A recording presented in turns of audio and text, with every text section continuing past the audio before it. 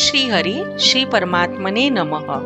શ્રીમદ ભગવદ્ ગીતાના અધ્યાય 2 સાંખ્ય યોગ બીજા અધ્યાયના પાઠનું ફળ આપણે સમજીએ. શ્રી હરિ બોલ્યા, હે પ્રિયે, પહેલા અધ્યાયનું મહાત્મય તમે સાંભળી લીધું. હવે બીજા અધ્યાયનો પવિત્ર મહિમા સંભળાવો. દક્ષિણ દિશામાં પુરંદરપુર નામના નગરમાં દેવશર્મા નામે અતિ વિદ્વાન બ્રાહ્મણ રહેતો હતો. તે વેદજ્ઞ, મોટા મોટા યજ્ઞોના અનુષ્ઠાન કરનારો, સ્વાધ્યાયશીલ અને પાઠશાળા ચલાવનારો અતિથિ પ્રિય બ્રાહ્મણ હતો. એણે ઉત્તમ દ્રવ્યોથી યજ્ઞ કરીને દેવતાઓને પ્રસન્ન કર્યા, પરંતુ એને આત્મિક શાંતિ અને આનંદનો અનુભવ ન થયો.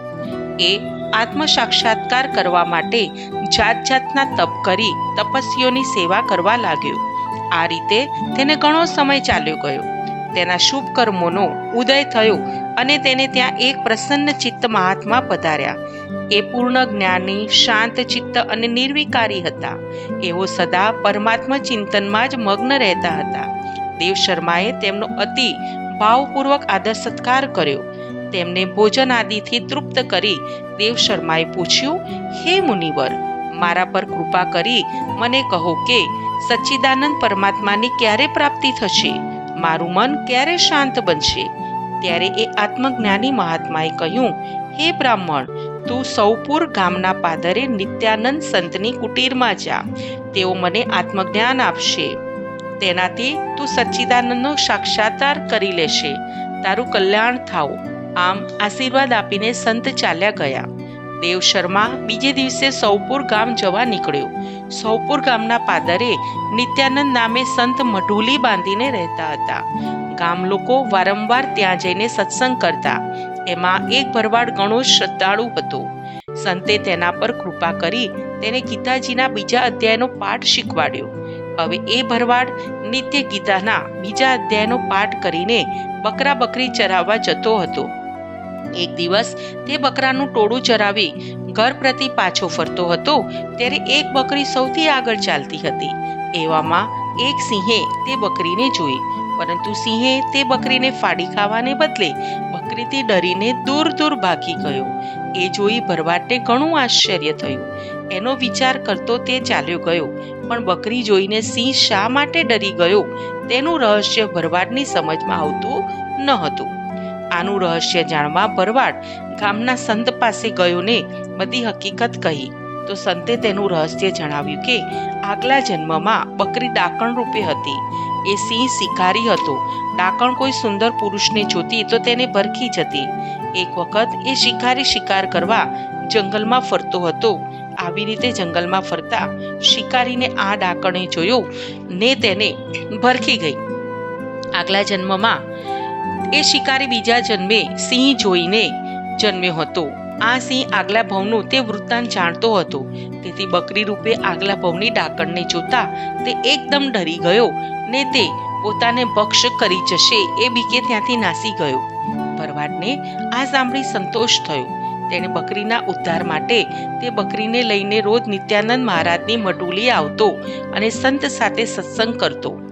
એ જ્યારે ગીતાજીનો બીજો અધ્યાય વાંચતો ત્યારે પણ એ બકરીને ત્યાં બાંધી રાખતો, જેથી ગીતાના શબ્દો એ સાંભળે.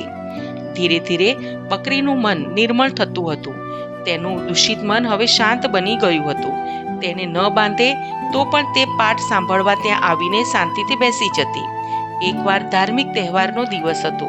આખું ગામ સંતની મઢુલી આગળ ભેગું થયું હતું. મોડે સુધી સત્સંગ ચાલતો રહ્યો. મોડી રાતે બધા ચાલ્યા ગયા, પરંતુ ભરવાડને બકરી પરમાત્માના ધ્યાનમાં લીન ત્યાં બેસી રહ્યા.